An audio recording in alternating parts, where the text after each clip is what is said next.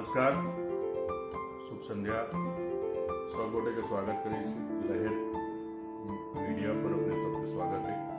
कनी अपन जो बातचीत है हम सब विधा से कनी हट कर बात कर चाहे और हमरा सबके बीच में उपस्थित है हमर सबके अग्रज और बहुत नीक सोच लऽ चलल है। बहुत कम समय में उनका सबके जाना चाह और मात्र एक प्रश्न है ओकरे जवाब जे सर्वप्रथम हम परिचय दऽ दी।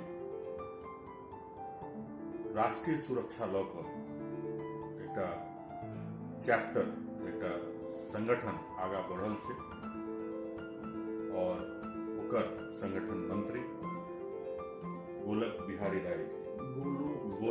बिहारी राय जी उपस्थित है और हमरा सबके बीच में।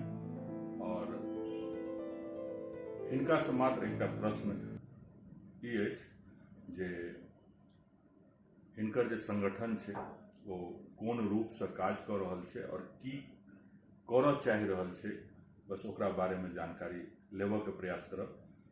लेकिन वो जे बस्ता वो हिंदी में रहत और हम जे अहाँ के बतायब वो मैथिली में रहत।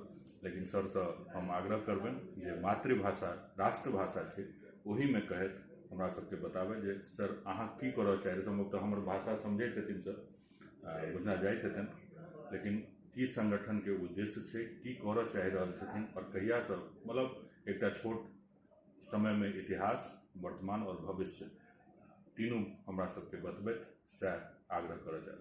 सर स्वागत है लहर पर। नमस्कार। नमस्कार सर, क्या उद्देश्य है आपकी संगठन का और क्या करना चाह रहे हैं और क्या किया है, बस इसके बारे में हमें बताएं।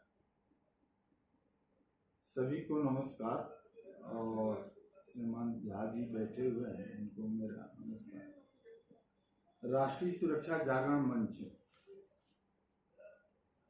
Forum for awareness of national security, जिसको छोटे रूप में फैंस भी कहते हैं,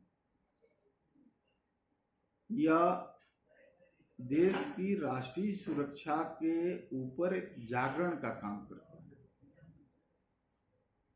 फैंस की राष्ट्रीय सुरक्षा जागरण मंच की स्पष्ट मान्यता है कि किसी भी देश की सुरक्षा सेना, पुलिस और सरकार इसी का विषय नहीं है। जब तक देश की सुरक्षा पर आम आदमी की जनचेतना में जागृति न आए तब तक वह देश सुरक्षित नहीं रह सकता।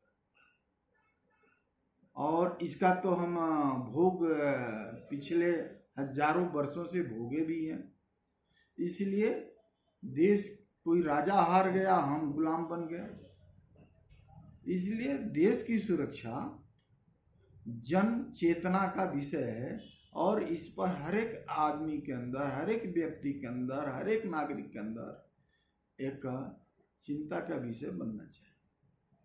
हमारी सुरक्षा कैसे सुनिश्चित हो, इस नाते राष्ट्रीय सुरक्षा जागरण मंच पिछले 8 वर्षों से काम कर रहा है।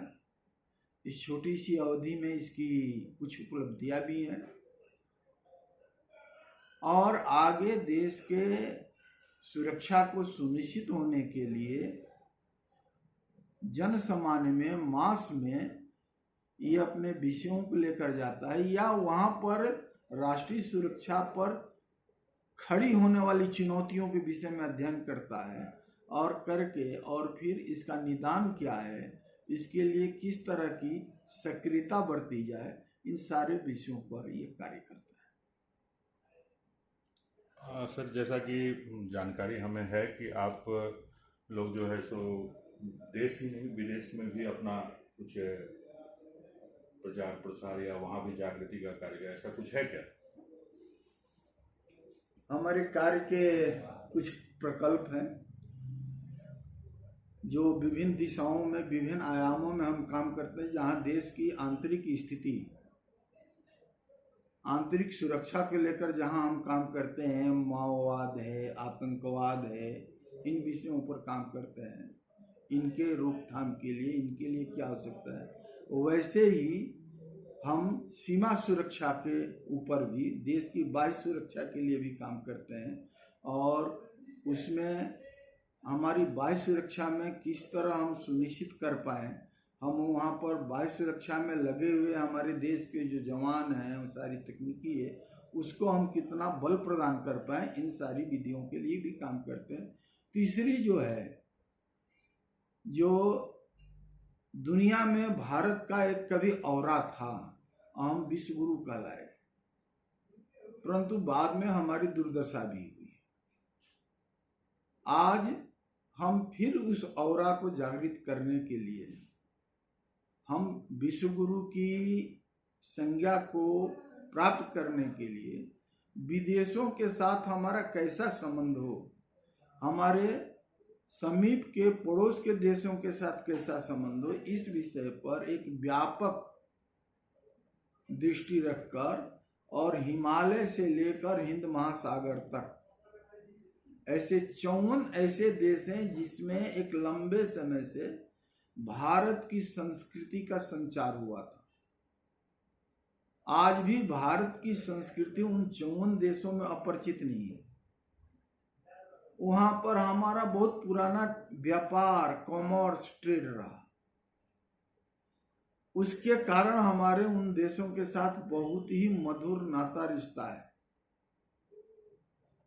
इसकी समीक्षा करके और उस सांस्कृतिक संबंधों को फिर से जागृत करते हुए, और दुनिया के ये 40% हिस्सा ताजिकिस्तान से लेकर केप टाउन और इंडोनेशिया तक, ये जो 40% दुनिया की आबादी का हिस्सा, ये 54 देश यदि एक साथ खड़े होते हैं तो निश्चित रूप से, और इसका जो है मार्गदर्शन यदि भारत करता है, तो भारत आज भी विश्व में अग्रगणी रहेगा।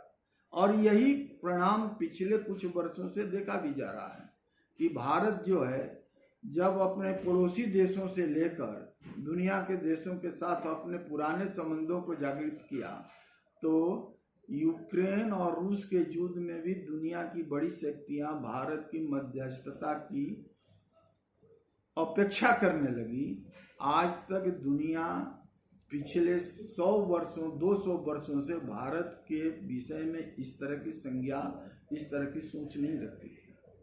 तो कहीं न कहीं हमारा ज्ञान आज विश्व के अंदर कल्याण के लिए, कोरोना जैसे महामारी में भी हमने जो है अपने ज्ञान के माध्यम से और अपनी समर्पण और सेवा के माध्यम से, अपने चरित्र के माध्यम से विश्व के अंदर कल्याण की भावना से आगे बढ़कर काम किया। कोई भी दुनिया का देश कोरोना में अपने व्यापार की बात सोचा, हमने कोरोना में विश्व की मान्यता की रक्षा की बात सोची। ये सारी जो परिस्थितियां हैं, इसमें हमारा ज्ञान के माध्यम से, विज्ञान के माध्यम से और हमारे रचनात्मक सांस्कृतिक सहयोग के माध्यम से हम भारत जो है आज दुनिया को रास्ता बता सकता है, विश्व में शांति स्थापित कर सकता है। इस नाते एक वैश्विक प्रकल्प हर्ष हिमालय हिंद महासागर राष्ट्र समूह, ये 54 देशों के संगठन को सांस्कृतिक रूप से कल्चरल रिलेशन को लेकर, कॉमर्शियल ट्रेड को लेकर शुरू किया, जो अभी इसके 2 अधिवेशन भी हुए और काफ़ी ये पीपुल्स टू पीपुल रिलेशन के रूप में डेवलप हो रहा है। उसी तरह अन्य भी प्रकार के प्रकल्प है, भारत की एकता की प्रकल्प है, दुनिया में हम कैसे हम एक रह सकते हैं, हमारी संगठित शक्ति खड़ी हो सकती है। भले ही 1947 में विभाजित हो गए, परंतु उस विभाजन के बावजूद भी दुनिया में हमारी कोई एक सामर्थ्यशाली शक्ति खड़ी हो सकती है। दुनिया जो है 1918 1914 से लेकर 2 विश्व युद्ध लड़ रहा। यूरोप का हर एक देश एक दूसरे के साथ युद्ध में रहते थे, परंतु आज यूरोपीय संघ के रूप में यदि वो खड़ा है एक शक्ति और सामर्थ्य को लेकर, तो हम भी भारतीय महासंघ के रूप में, भारतीय परिसंघ के रूप में एक शक्ति सामर्थ्य के साथ खड़े हो सकते हैं। इन सारी बातों के लेकर भी हम काम करते हैं। सर, जब आप कह रहे हैं राष्ट्रीय सुरक्षा की बात, तो राष्ट्रीय सुरक्षा को लेकर आम जन के लिए कुछ संवाद या कुछ बात कहना चाहेंगे आम जन के लिए? राष्ट्रीय सुरक्षा की जब भी हम बात करते हैं तो उसमें जन की सुरक्षा भी है। 1 इंच भूमि की भी सुरक्षा है और 1 जन की भी सुरक्षा है। हमारी ये दृष्टि बनेगी कि भारत का 1 इंच भूमि भी नहीं घटे और भारत का 1 जन शहीद भी नहीं, मृत्यु को भी नहीं प्राप्त, वो भी सुरक्षित रहे। तो इसलिए राष्ट्रीय सुरक्षा का विषय जन चेतना से, जन चेतना जो है एक एक व्यक्ति की चेतना से होती है। तो जब एक एक व्यक्ति की चेतना राष्ट्रीय सुरक्षा के विषय में जागृत बनेगी तो कोई भी सिस्टम, कोई भी व्यवस्था उस पर ध्यान देगा और हमारी सुरक्षा को सुनिश्चित करेगा। इसी बात को लेकर राष्ट्रीय सुरक्षा जागरण मंच कार्य कर रहा है। चलिए, बहुत बहुत धन्यवाद सर, आप लहर मीडिया के साथ जुड़े और हमारा सौभाग्य। आपको भी सभी को नमस्कार, सुनने वाले को आपको भी नमस्कार झा जी, कि आपने ये अवसर दिया कि हम व्यक्ति तक अपनी आवाज को पहुंचाएं। आपके इस सहयोग के लिए धन्यवाद। आपको